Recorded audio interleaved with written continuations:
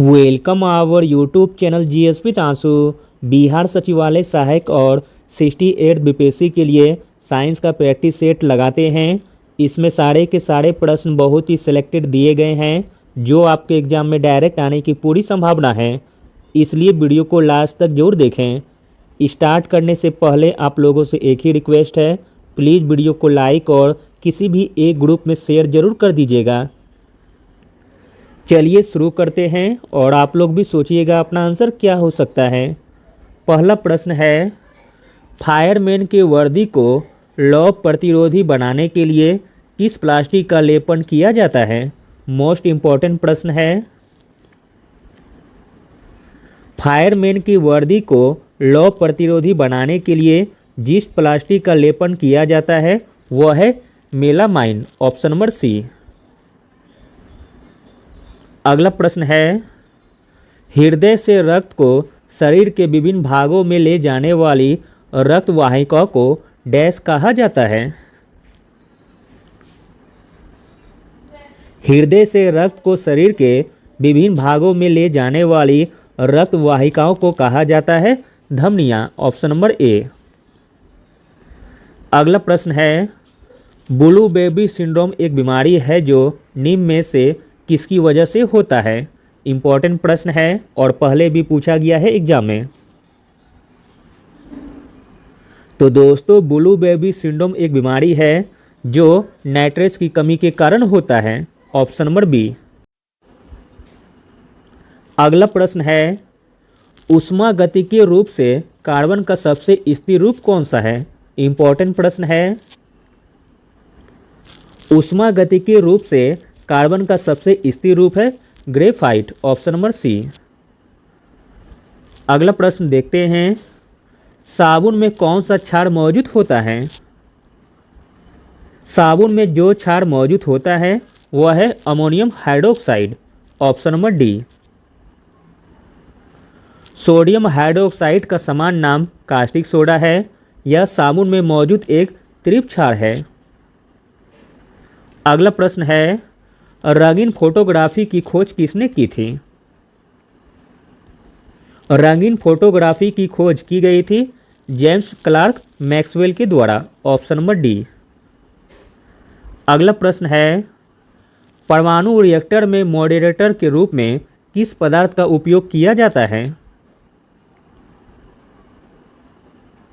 परमाणु रिएक्टर में मॉडरेटर के रूप में उपयोग किया जाता है DTO तथा ग्रेफाइट का। अगला प्रश्न है, बादल किस कोलाइड का उदाहरण है? बादल उदाहरण है एरोसोल कोलाइड का, ऑप्शन नंबर बी। अगला प्रश्न है, निम्नलिखित में से कौन सा कोशिकांग केवल जंतु कोशिका में मौजूद होता है? इंपॉर्टेंट प्रश्न है। कोशिकांग जो केवल जंतु कोशिका में मौजूद होता है वह है सेंट्रोसोम, ऑप्शन नंबर सी। अगला प्रश्न देखते हैं, कौन सा उपकरण पानी की गहराई को निर्धारित करने के लिए ध्वनि तरंगों का उपयोग करता है? तो दोस्तों, वह उपकरण का नाम है फेदोमीटर, ऑप्शन नंबर ए। अगला प्रश्न है, निम्नलिखित में से किसका उपयोग शीतल पेय में कृत्रिम मिठास के लिए किया जाता है? शीतल पेय में कृत्रिम मिठास के लिए उपयोग किया जाता है एस्पार्टम का, ऑप्शन नंबर बी। अगला प्रश्न देखते हैं, खराब गुर्दे यानी कि किडनी का इलाज समय समय पर गुर्दा मशीन से किया जाता है। इस प्रक्रिया को डैश के रूप में जाना जाता है? तो दोस्तों, इस प्रक्रिया को जाना जाता है हेमोडायलिसिस के नाम से, ऑप्शन नंबर सी। अगला प्रश्न है, निम्नलिखित में से किसका उपयोग विस्फोटक के रूप में किया जाता है? विस्फोटक के रूप में उपयोग किया जाता है नाइट्रोग्लिसरीन का, ऑप्शन नंबर सी। अगला प्रश्न है, निम्नलिखित में से कौन सा डिश वॉशर में या मशीनों को धोने के लिए उपयोग किया जाता है? डिश वॉशर में या मशीनों को धोने के लिए उपयोग किया जाता है परासत तरंगे का, ऑप्शन नंबर डी।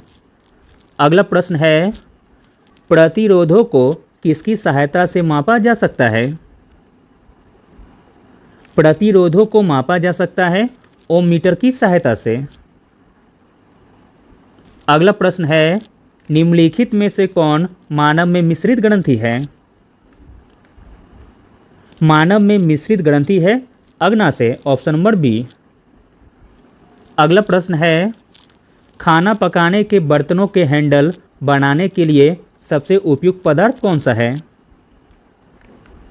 खाना पकाने के बर्तनों के हैंडल बनाने के लिए सबसे उपयुक्त पदार्थ है बेकेलाइट, ऑप्शन नंबर डी। अगला प्रश्न है, निम्नलिखित में से कौन कठोर जल में अधिक मात्रा में मौजूद होते हैं? कठोर जल में अधिक मात्रा में मौजूद होते हैं कैल्शियम और मैग्नीशियम, ऑप्शन नंबर सी। अगला प्रश्न है, हाइड्रोजन बम किसके सिद्धांत पर आधारित है? हाइड्रोजन बम आधारित है अनियंत्रित संलयन प्रतिक्रिया पर। अगला और अंतिम प्रश्न देखते हैं, वह ताप बिंदु जिस पर ठोस, द्रव और गैसीय अवस्थाएं एक साथ रह सकती है वह कहलाता है? तो दोस्तों वह कहलाता है त्रिक बिंदु, ऑप्शन नंबर डी। जिस तापमान पर और दबाव पर एक शुद्ध पदार्थ के ठोस, द्रव और वाष्प अवस्था संतुलन में सह अस्तित्व में रहते हैं उसे त्रिक बिंदु कहा जाता है। Thank you.